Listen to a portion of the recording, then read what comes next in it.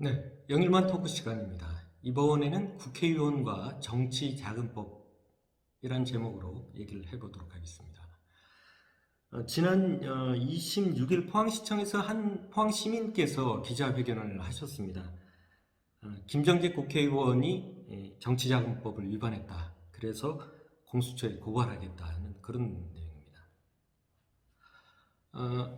시민께서 주장하신 김정재 국회의원님의 그 정치자금법 위반 내용은 2019년에 김정재 의원께서 시내에다가 현수막들을 많이 이렇게 게재를 하셨는데 그 비용이 약 한 715만 원 정도 된다고 합니다. 그거를 경북도당이 국민의힘 경북도당이 대납해줬기 때문에 이거는 불법이다. 이런 주장입니다.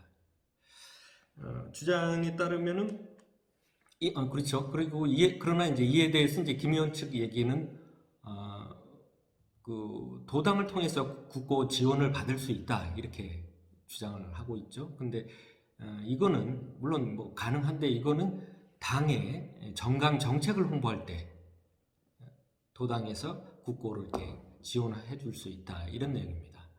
문제는 그 당시 김 의원 측에서 이제 게재했던 현수막의 내용은 당의 정강 정책이 아니라는 점입니다.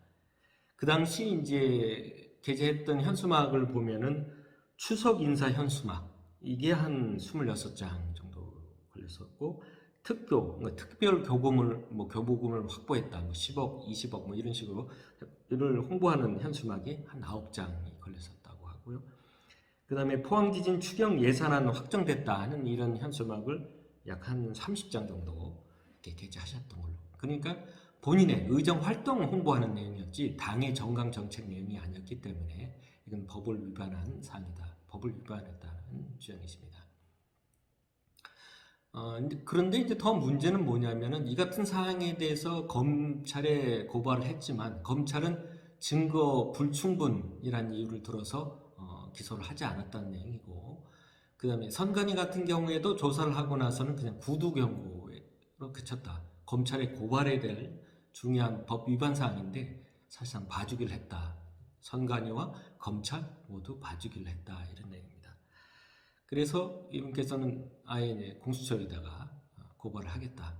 검사, 담당했던 검사 또는 뭐 해당 국회의원 모두 고발하겠다. 이런 내용이죠.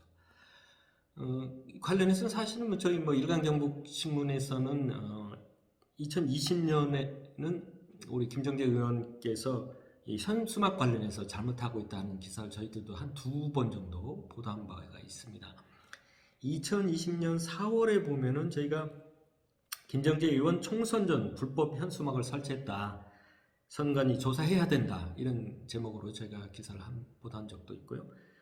그 다음에 2020년 5월에는 이로 인해서 포항시 북구선관위원회가 김정재 의원 불법 현수막 조사에 착수를 했다. 이런 기사를 보도했던 기억이 납니다. 이런 어떤 선관위나 이제 검찰에서 좀 이런 사항에 대해서 유력자라고 해서 유력 정치인이라고 해서 이렇게 봐주기 해서는 안 되지 않겠느냐 하는 뭐 그런 내용이 되겠습니다.